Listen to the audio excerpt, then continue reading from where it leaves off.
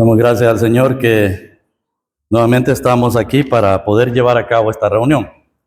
Sentimos muy contentos de tener a nuestra hermana Minta, ¿verdad? Desde hace mucho tiempo podemos estar completamente convencidos de que el Señor contesta las oraciones. Él contesta. No hay oración que Él no conteste, todas las oraciones las contesta. Una las contesta en el sentido favorable de que vemos cómo personas se recuperan. Otra las contesta porque el Señor quizá tiene su plan, su propósito, ¿verdad? De no lograr aquello que quizá como humanos quisiéramos que se lleve a cabo.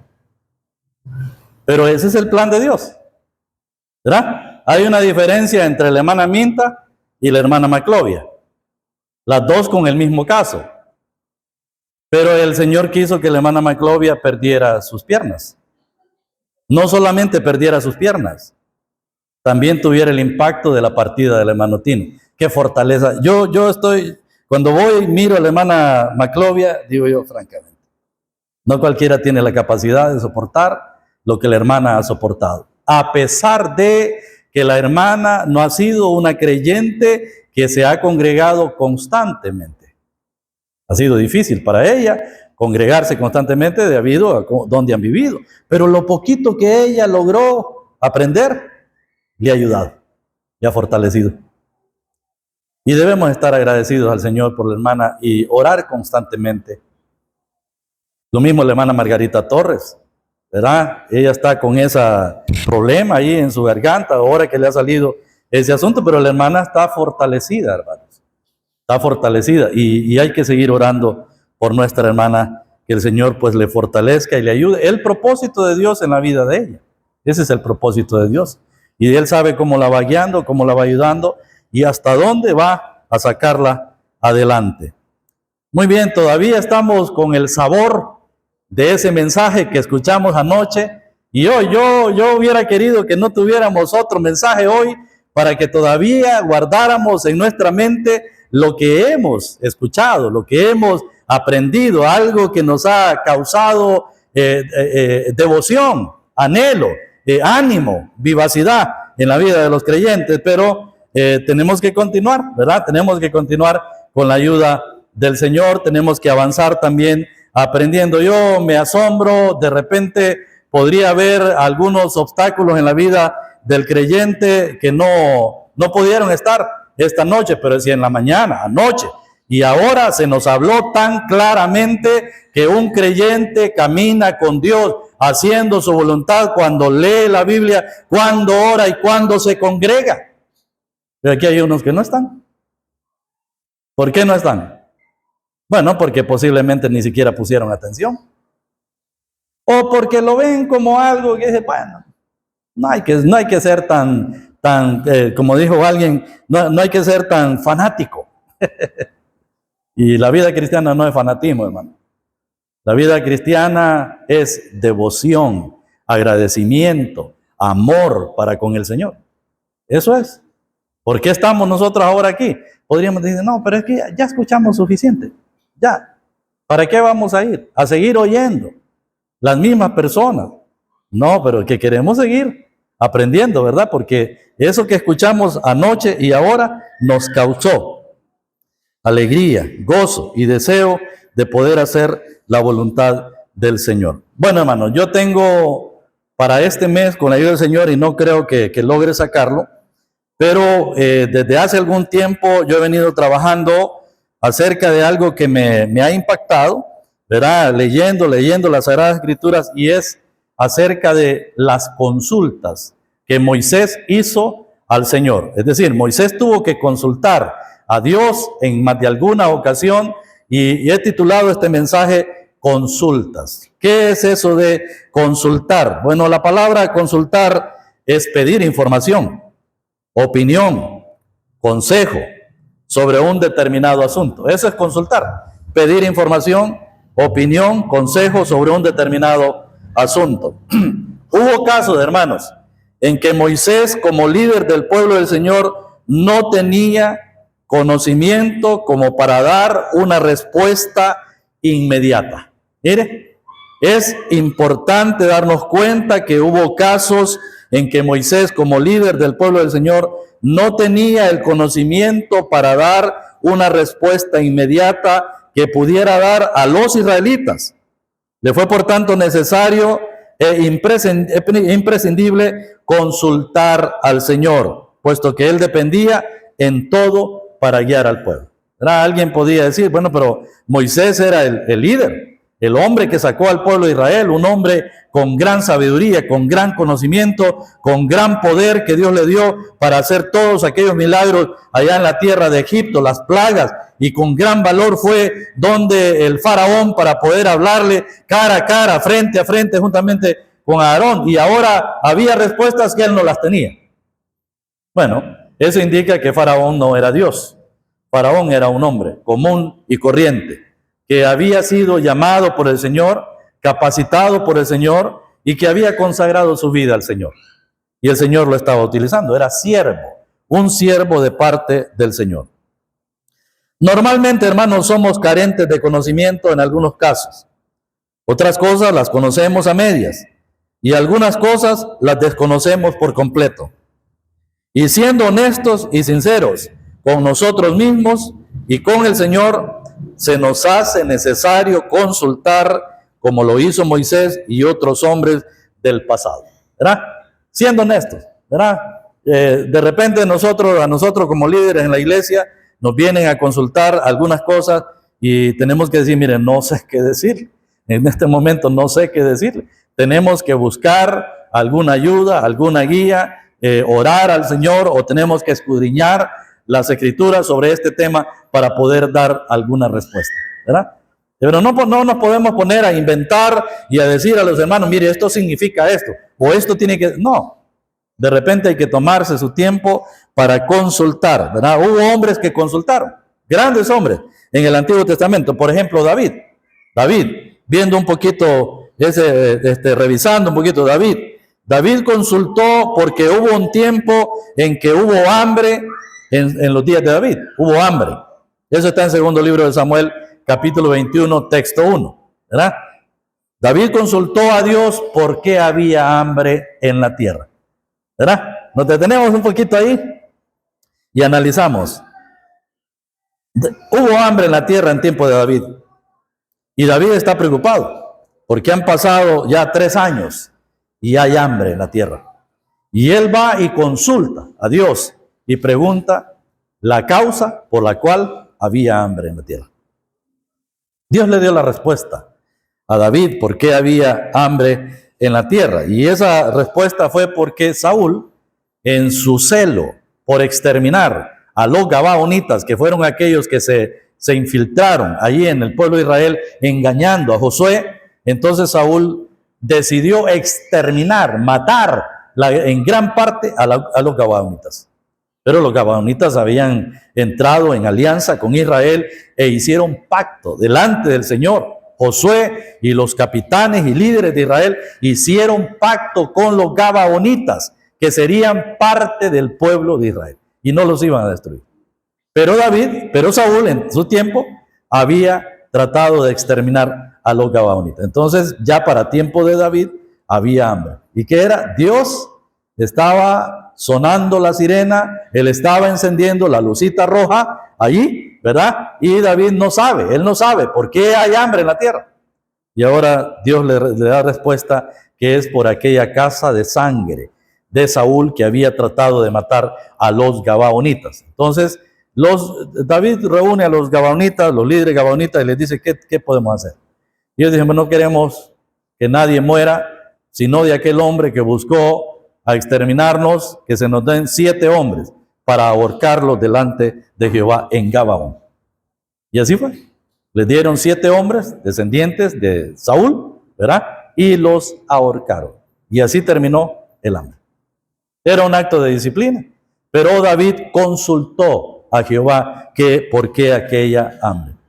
Pensemos, ¿por qué muchas veces viene el hambre a nuestra vida?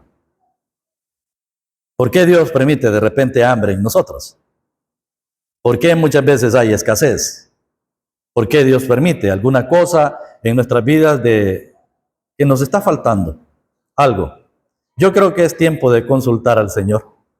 Es tiempo de consultar, de preguntarle, Señor, ¿por qué nosotros vivimos tanta calamidad? ¿Por qué vivimos tanta escasez? ¿Por qué no tenemos de parte tuya la bendición? Bueno, podría ser algo. Si usted le consulta al Señor, de repente el Señor puede darle respuesta. Yo no se la puedo dar ahorita porque no sé. Pero cada uno sabe cómo vive, sabe cómo ha vivido, cuál ha sido su conducta, y de acuerdo a eso el Señor de repente va apretando. Él va apretando, apretando, y algo nos está queriendo decir. Algo nos está queriendo decir. Otro que consultó fue Josafat. Y eso está en primer libro de Reyes, capítulo 2, texto 7.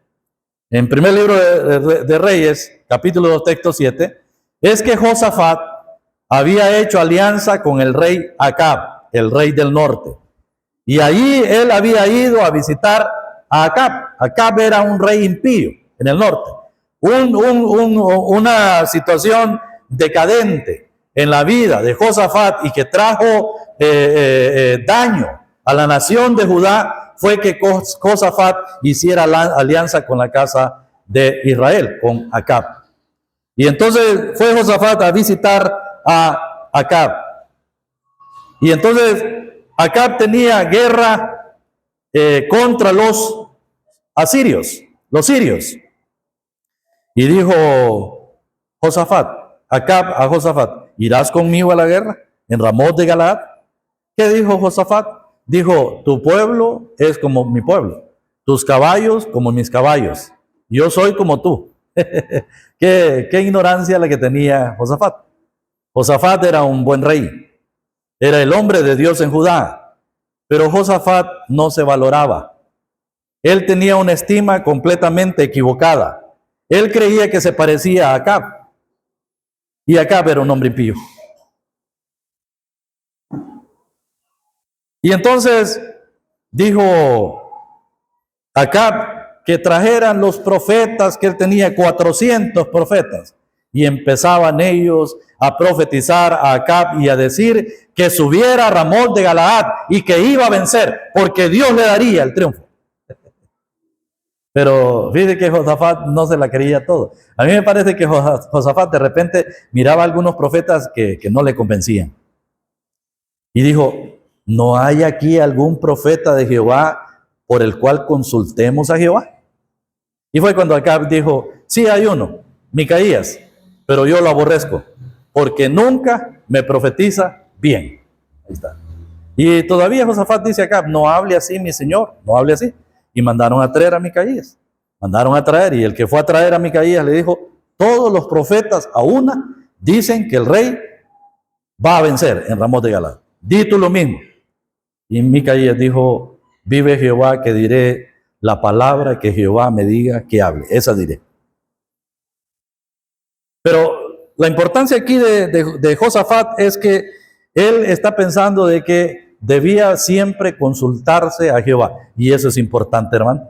Ese es un principio. Aunque Josafat estaba liándose, mezclándose, se estaba uniendo con una persona que no era correcta, siempre allá en lo profundo él pensaba de que había que consultarse a Jehová. Y eso es importante. De repente hay creyente que no distingue quién es su compañero o con quién va a armar compañía en su trabajo, en las clases en el colegio, en la universidad o en cualquier otra parte. De repente anda de abracete con personas que no deben ser las personas adecuadas. Pero allá en lo profundo, como es creyente, hay alguien que le dice, orá, pedí consultar al Señor, pedí dirección. Ese es el espíritu que nosotros tenemos. Ese es el Espíritu Santo. Mire, nos redarguye, nos insta, nos guía, nos motiva a consultar al Señor, a pesar de que de repente tenemos compañías equivocadas. Pablo dice a los Corintios en su primera carta, capítulo 15, no erréis, las malas conversaciones corrompen las buenas costumbres. No erréis. ¿Y sabe qué pasó? Ese profeta Micaías profetizó diciendo que Acab había de morir, iba a morir. Había un profeta allí que él dijo, ¿y por dónde se fue el espíritu mío? Y te habló a ti, y golpeó a Micaías. Golpeó a Micaías. Y le dijo, tú lo verás cuando vayas escondiéndote de aposento en aposento. Así. Y dijo que ese día Acab había de morir, porque había habido una reunión en delante del Señor de espíritus, allí delante del Señor, y unos decían de una manera, otros decían de otra manera, pero uno dijo, yo lo induciré a que muera, yo lo induciré. ¿Cómo? Dijo él. Bueno, seré espíritu de mentira en boca de sus profetas. Y dijo Dios, lo conseguirás. Porque Dios había determinado que Acab muriera en la guerra. Y así fue. Y aunque Acab actuó con estrategia, le dijo a Josafat, vístete tú los vestidos de rey y yo me disfrazaré. Y cuando estaban en la guerra, el capitán de los sirios, el rey de los sirios, había dicho a los capitanes, no peleen con chico ni con grande, sino con el rey de Israel. Y cuando vieron al rey vestido con sus vestiduras reales, y era Josafat, entonces Josafat gritó, clamó al Señor. Y Dios escuchó su clamor. Y los capitanes vieron que no era el rey, que era Josafat. Y no le dispararon. Pero un soldado disparó una flecha al aire, a la aventura, y esa le cayó en las junturas de la armadura de Acab y le hirió en su espalda. Junturas eran las partes de la armadura donde se unían aquí en el hombro, y exactamente esa flecha fue a caer ahí, hirió la espalda de Acab.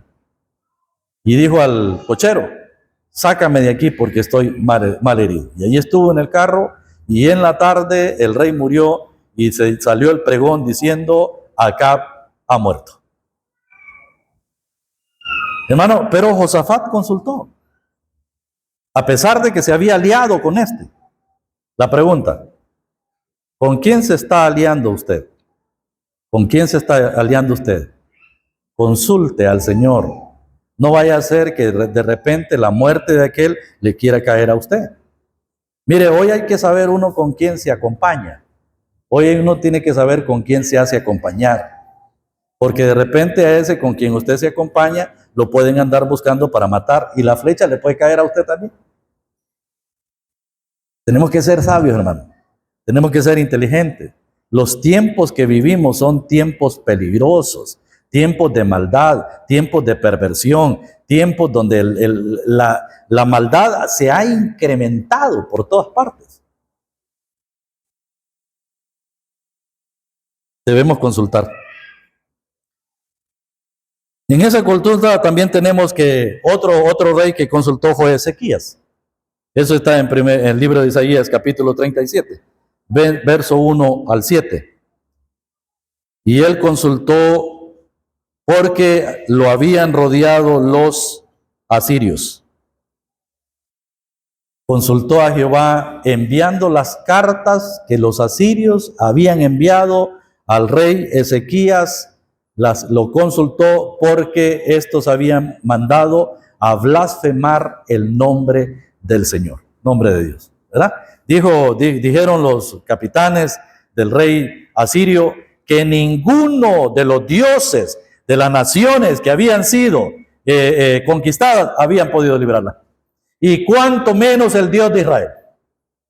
Y entonces Ezequías mandó a consultar a Jehová por esto, y leyeron las cartas delante del Señor. Y hermanos, ¿qué hizo Dios? Dice, no temas al rey de Asiria, porque yo pondré un garfio en su nariz y así regresará a su lugar. Y así fue. Ese hombre regresó a su lugar y allá lo mataron sus propios hijos. Pero él consultó al Señor. De repente podemos estar siendo asediados. De repente el enemigo podría estar tratando de conquistarnos. De repente usted podría sentirse como en el aire. Podría sentirse usted como que no tiene ayuda, ¿verdad? ¿Qué tiene que hacer, hermano? Consultar al Señor. Consultar al Señor. Ir a su presencia en oración, con fervor, con ahínco, con esmero, doblando sus rodillas ante la presencia del Señor. ¿Podrá el Señor librarnos a nosotros de los que quieren asediarnos? Sí, hermano, nos puede librar de las maras, nos puede librar de los extorsionadores, nos puede librar de cualquiera que quiera hacernos daño.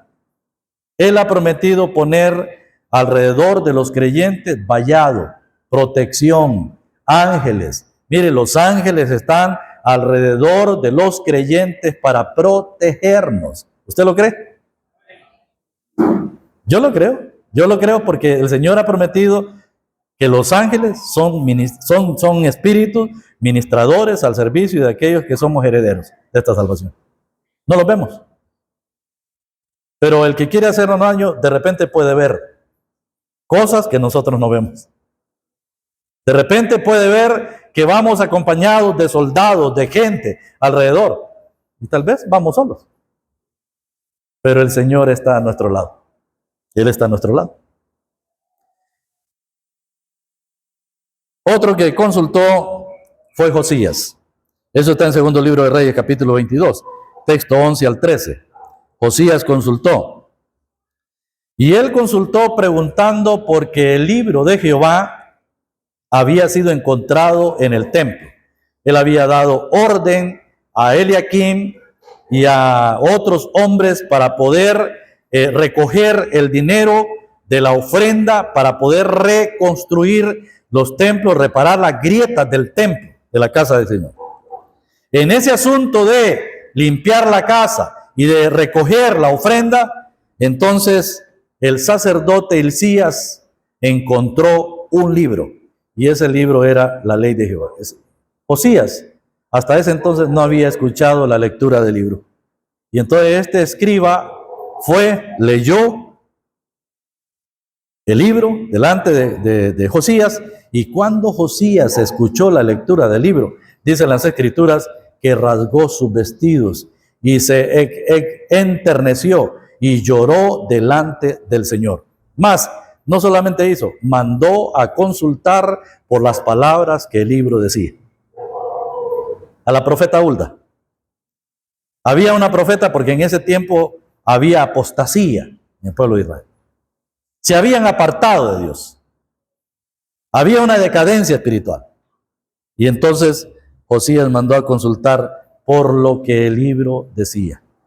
Y hermanos, la respuesta fue de que todo lo que el libro decía se iba a cumplir.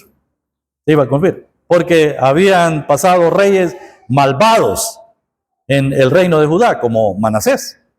Su hijo Amón, que era el padre de Josías. Pero Manasés fue el rey peor en el reino de Judá.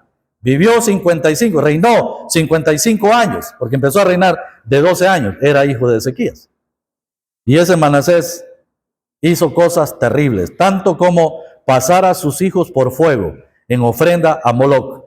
¿Qué más hizo tan terrible? Hizo que en el templo del Señor, en la casa del Señor, donde él había hecho morar su nombre, pusieran una estatua de acera adentro del templo. Oiga eso. Y habían hecho altares en todo Judá, a los Baales, a todos los ídolos de las naciones que estaban a su alrededor. Y también fue dado a la adivinación. Era un hombre que le fue dado a la agorería, a observar los tiempos, las estrellas y todas las cosas. Ese hombre fue el peor rey de Judá. Y por todo lo que Manasés, usted va a encontrar en la lectura de Josías, sobre Josías, por todo lo que Manasés había hecho, dijo Dios, no reprimiré mi ira. Judá será llevado cautivo. En tiempos de Josías, por supuesto, no ocurrió. En tiempos de Josías no ocurrió. ¿Por qué? Porque Josías fue el último buen rey de Judá que vivió. El último buen rey. Josías. Predicamos de Josías hace algún tiempo.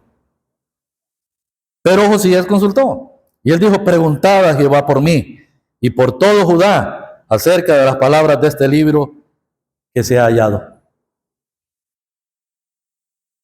Hermano, las palabras del libro siguen siendo vigentes.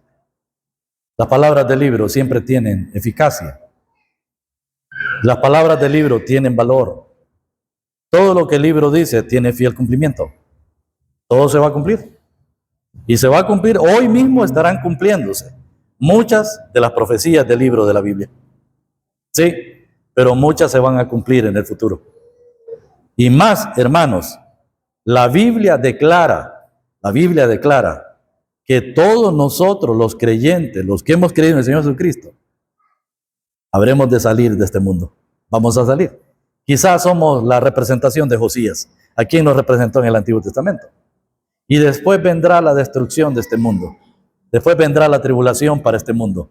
Después vendrá el cautiverio para este mundo, en manos del anticristo, que gobernará con mano dura sobre este mundo. Pero nosotros ya no estaremos ahí. Ya nosotros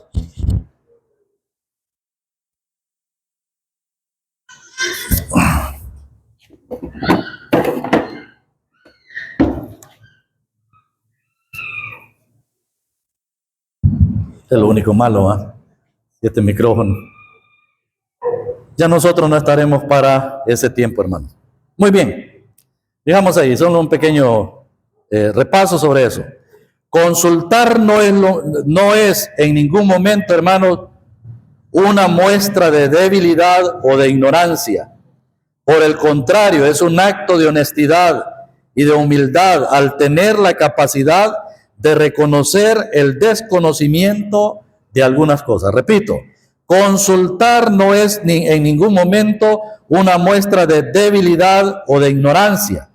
Por el contrario, es un acto de honestidad y humildad al tener la capacidad de reconocer el desconocimiento de algunas cosas.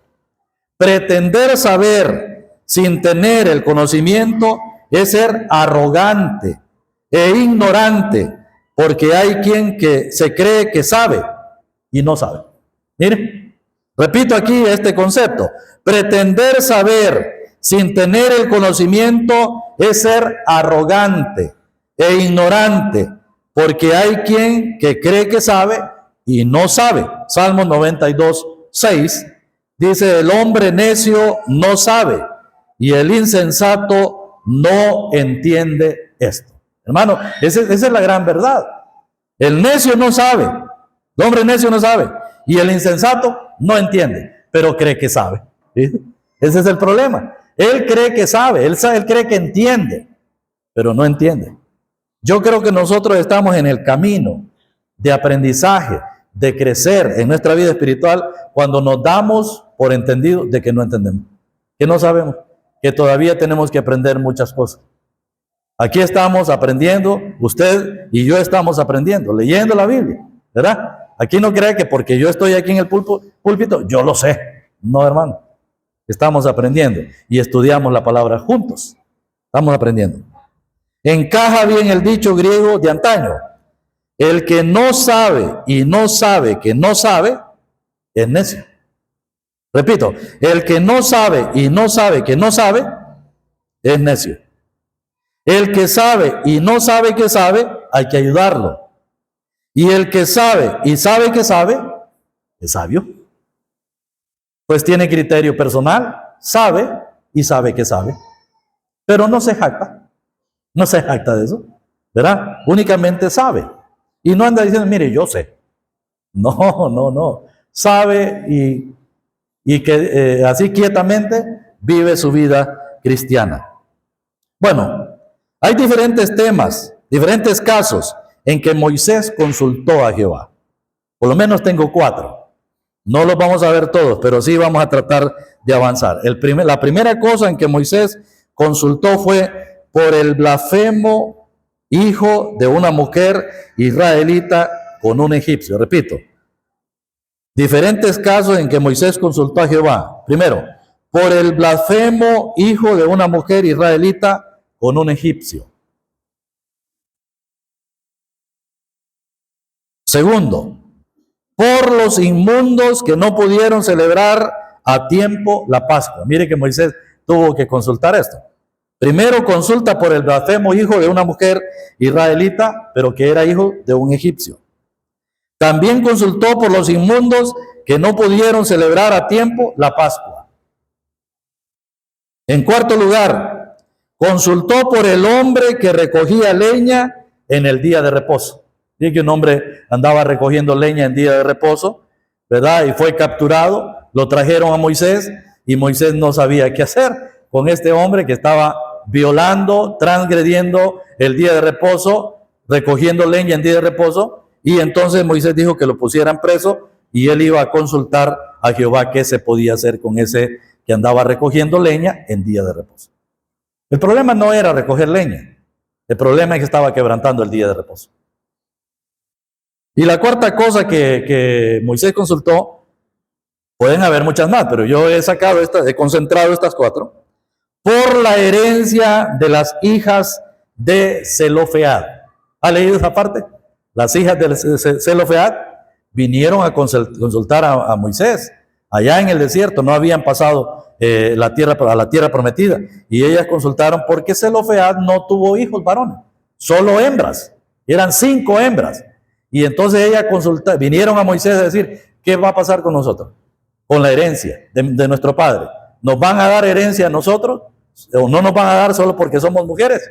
¿Verdad? Y entonces Moisés tuvo que consultar qué podía hacerse con estas 5 hijas de Zelofead, la herencia que les iban a dar allá en la tierra prometida. Muy bien.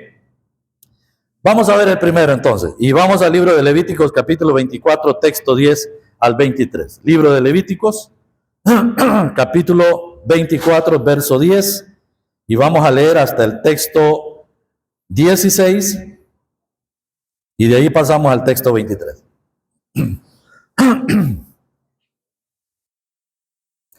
Levíticos capítulo 24, texto 10 al 16.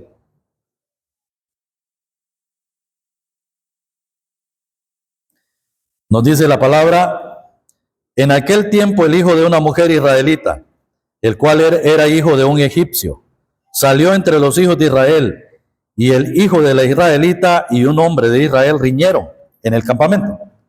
Y el hijo de la mujer israelita blasfemó el nombre y maldijo. Entonces lo llevaron a Moisés, y su madre se llamaba Selomit, hija de Dibri, de la tribu de Dan, y lo pusieron en la cárcel hasta que les fuese declarado por palabra de Jehová. Y Jehová habló a Moisés diciendo: saca al blasfemo fuera del campamento, y todos los que le oyeron pongan sus manos sobre la cabeza de él, y apedréelo toda la congregación. Y a los hijos de Israel hablarás diciendo: cualquiera que maldijere a Dios llevará su iniquidad, y el que blasfemare el nombre de Jehová ha de ser muerto. Toda la congregación lo apedreará, así el extranjero como el natural, si blasfemare el nombre, que muera. Texto 23. Y habló Moisés a los hijos de Israel, y ellos sacaron del campamento al blasfemo y lo apedrearon. Y los hijos de Israel hicieron según Jehová había mandado a Moisés. Quiera el Señor bendecirnos con su palabra leída. Hermanos, qué interesante, ¿verdad? La lectura comienza aquí dando un lapso de tiempo. Dice: en aquel tiempo, el hijo de una mujer israelita. En aquel tiempo, ¿cuál tiempo? Bueno, si preguntamos en qué tiempo, bueno, era en el tiempo en que los israelitas estaban recibiendo la instrucción de parte de Dios de llevar a cabo todo el servicio sacerdotal en el templo. Estaban haciendo la purificación del vestuario del sacerdocio, el tabernáculo, y estaban haciendo todos los utensilios, la mesa, los panes de la proposición, como debían hacer, el pan de la proposición, todo eso. Estaban en ese tiempo de fabricar todas esas cosas, los sacrificios que tenían que hacer, los holocaustos y las ofrendas, la ofrenda por el pecado. En aquel tiempo, en ese tiempo, cuando los israelitas estaban consagrados al Señor, entregándose al Señor, y estaban celebrando también las 7 fiestas solemnes, en el capítulo 23, que estuvimos viendo las 7 fiestas solemnes a Jehová. En aquel tiempo, en ese tiempo en que ellos estaban dedicados al Señor, el hijo de una mujer israelita, el cual era hijo de un egipcio, salió entre los hijos de Israel, y el hijo del israelita y un hombre de Israel riñeron en el campamento.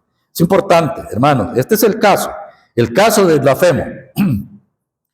Salió al campamento y riñó con un hijo con un israelita, y entonces en su riña que tuvo con el israelita, también él, pasado de ira, blasfemó el nombre del Señor.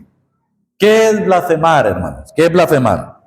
Bueno, blasfemar es maldecir alguna cosa o renegar de ella, decir palabras ofensivas o injuriosas, cuyo propósito es causar escarnio. Pero en el caso que nos ocupa se refiere a ofensa verbal contra la majestad divina. Eso fue lo que él hizo. Él ofendió la majestad divina de Dios. Maldijo a Dios. Maldijo a Dios. Los sinónimos de la palabra blasfemar tienen que ver con jurar, maldecir, renegar, vituperar, injuriar, despotricar. Todo eso tiene que ver con maldecir. Entonces, este hombre tiene un antecedente, es importante darnos cuenta. Si vemos el ambiente familiar de este hombre, dice que era hijo de una mujer israelita, pero su padre era un egipcio. Cuando dice que era hijo de una mujer israelita y un hombre egipcio, ¿cómo podemos catalogar ese matrimonio? ¿Cómo era ese matrimonio? ¿Ah? Era un yugo desigual. Hijo de una mujer israelita con un padre egipcio. Su madre se llamaba Selomit. Significa pacificadora, conciliadora. Eso significa Selomit. Pacificadora, conciliadora. Qué bonito ese nombre, mire. Selomit, si usted tiene una hija, ese nombre quedaría muy bonito. Selomit significa pacificadora, conciliadora. Ella era hija de Dibri. Dibri significa orador. Y Dibri era de la tribu de Dan. Dan significa juicio, el que juzga.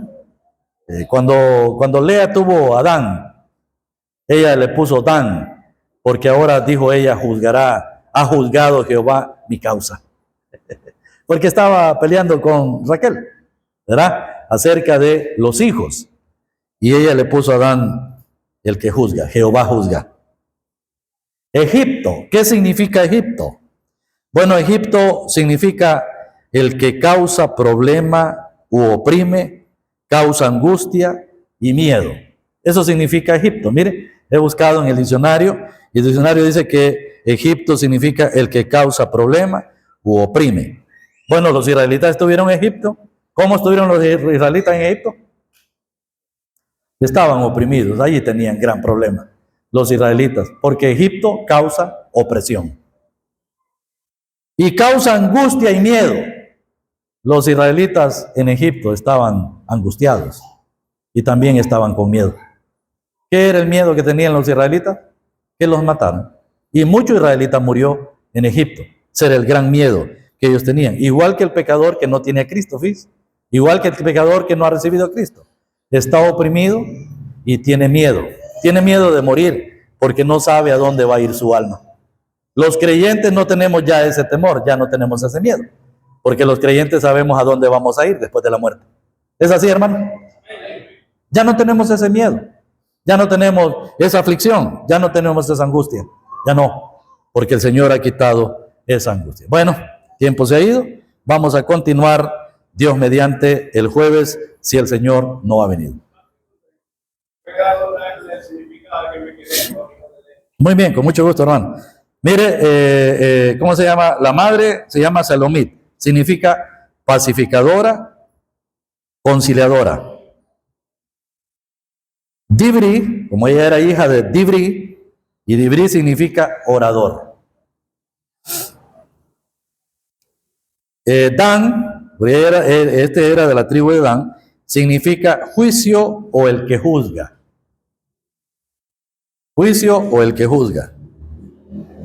Y Egipto en sí, como país, como lugar, significa el que causa problema u oprime. Causa angustia y miedo. Causa angustia y miedo. Entonces, todas las lecciones vamos a ir sacándolas y sacando alguna aplicación para nuestra ayuda espiritual. Que el Señor nos bendiga con su palabra.